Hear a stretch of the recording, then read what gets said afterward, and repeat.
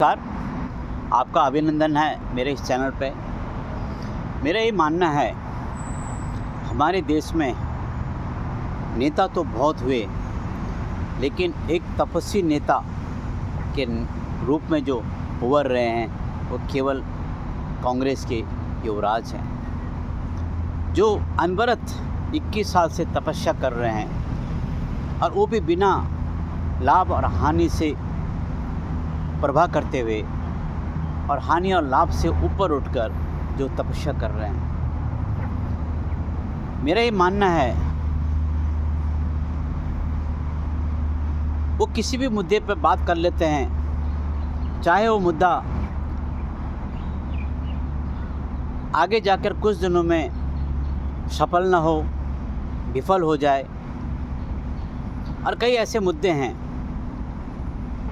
जिनको लेकर वो कई बार जनता के बीच में आए, समाज के बीच में आए और मुद्दे फिसलते गए हाथ से और वो चलते चले। तो ऐसे तपस्वी नेता को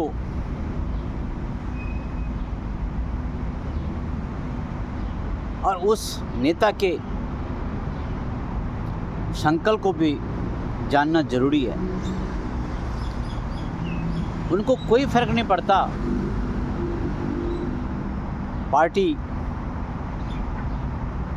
का जो दायरा है वो छोटा हो रहा है या बड़ा हो रहा है, संगठन मजबूत हो रहा है या कमज़ोर हो रहा है, चुनाव हार रही है या जीत रही है। मुझे ऐसा लगता है उनको इससे कोई फर्क नहीं पड़ता। और सच बताऊं, जो गीता में जो सार है ना कि कर्म करे जा फल की इच्छा मत कर, उसी रास्ते पे ये युवराज चल रहे हैं और निरंतर चल रहे हैं। इस बात की दाद देनी पड़ेगी इस नेता की। उनको कोई फर्क नहीं पड़ता कि कौन से मुद्दे से क्या मिलने वाला है, क्या नुकसान होने वाला है, क्या नफ़ा होने वाला है। जैसे मैंने कहा ना, वो लाभ और हानि से ऊपर उठकर राजनीतिक क्षेत्र में तपस्वी बन के घूम रहे हैं।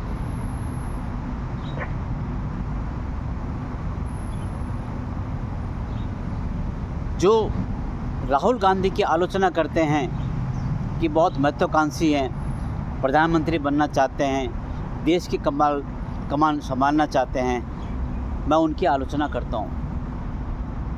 ये मुझे बिल्कुल पसंद नहीं है। अरे ऐसे तपस्वी कहाँ मिलेंगे जो बिना लाभ और हानि के अनवरत अपने रास्ते खोजते रहते हैं, रास्ते बदलते रहते हैं। लक्ष्य कुछ नहीं है, फक्कड़, कोई लक्ष्य नहीं है।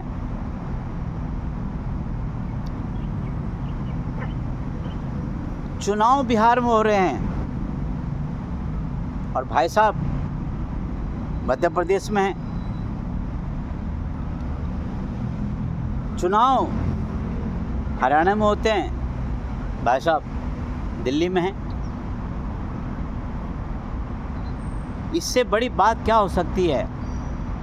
उनको फल की चिंता नहीं होती है, वो कर्म करते रहते हैं। और इससे बड़ा तपस्वी मानव राजनीतिक क्षेत्र में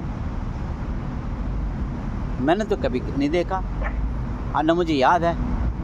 आपने देखा तो मुझे बताइए। धन्य है इस तपस्वी व्यक्ति के लिए जो बिना लाभ हानि के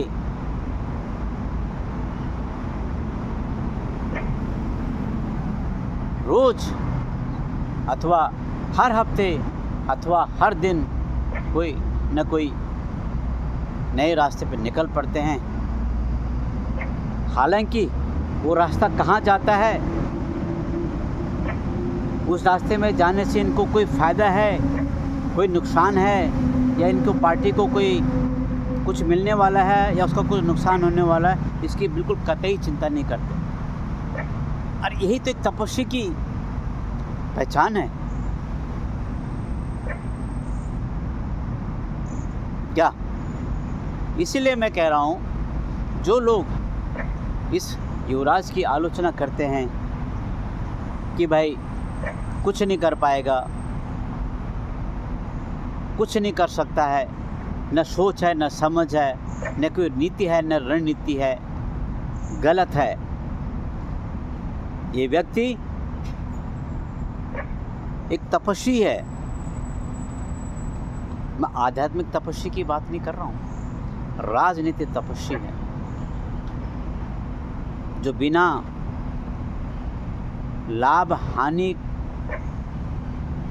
पर विचार न करते हुए निरंतर रोज कुछ न कुछ नए मुद्दे लेके समाज के बीच में आते हैं, और वो मुद्दे चले न चले। और इनके सलाहकार भी ऐसे हैं। मैं तो धन्य देता हूँ, धन्यवाद करता हूँ, साधुवाद करता हूँ इनके सलाहकारों को, कि जो इनको सदैव कुछ न कुछ नए नए सुझाव देते रहते हैं। कोई इनसे कहता है राफेल को मत छोड़ो, राफेल से आप जीत जाओगे, आज तक नहीं छोड़ा। धन्य है इस तपस्वी के लिए। किसी ने बोला वोट छोड़, गति छोड़, इस पे आप आगे बढ़ो, ये आज तक ये बढ़े रहे हैं और शायद ये 2029 तक बढ़ेंगे। इस मुद्दे को छोड़ने वाले नहीं है। लेकिन हाँ, बीच बीच में कुछ नया मुद्दा आ गया, कुछ नए सलाहकार आ गए, तो इसको भी छोड़ देंगे। ये केवल तपस्या कर रहे हैं।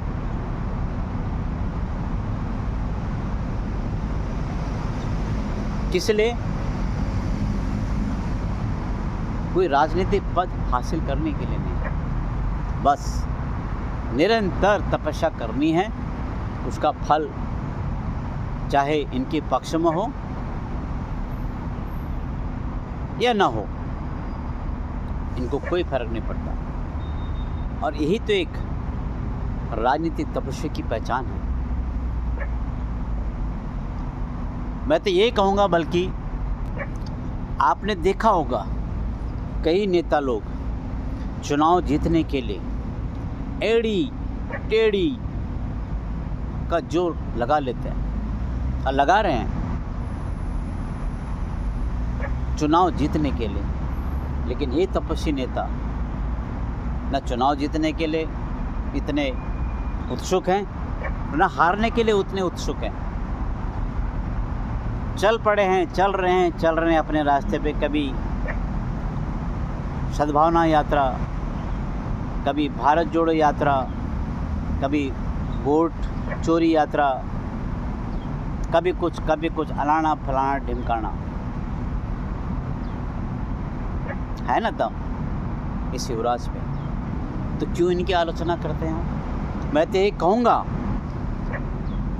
आने वाले भारत के राजनीतिक इतिहास में इनके बारे में ज़रूर पढ़ाया जाना चाहिए कि कैसे राजनीति के क्षेत्र में भी एक तपस्वी किस प्रकार से तपस्या करते हैं, वो भी बिना फल के,